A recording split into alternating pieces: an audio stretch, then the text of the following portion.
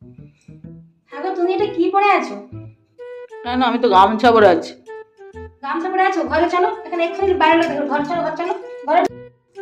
তুমি কভারটা লাগালো কেন বলো? তুমি কি পরে আছো? আরে বাবু, আমি তো গামছা পরে আছি, তুমি তো দেখতে পাচ্ছ। ঘরে একটা নতুন মেম্বার এসেছে, তুমি দেখতে পাওনি? আর এই ঘরে নতুন বউ এসেছে, ছেলের বউ এসেছে তো। তুমি যে গামছা পরে, তোমার তো সব দেখা যাচ্ছিল। পট করে তো বউটা চা দিতে যাচ্ছিল, এই বাপকে আমি চা দিয়ে আসি, চা দিতে গিয়ে দেখে ফেললে। একটা কি লজ্জা শরম কিছু নেই? তোমার কি ঘরে লুঙ্গি নেই? পুরো খাটের চারদিক জুড়ে শুধু তোমার লুঙ্গি আর তোমার ধুতিতে ভর্তি। তুমি সেই একটা গামছা পরবে কেন? আরে মুশকিল, গামছাটা পরি কেন বলো তো? লুঙ্গি তো পাও অব্দি, একটু হাওয়া বাতাস ঢুকেনি, সেই জন্য হাওয়া বাতাস খাওয়াই।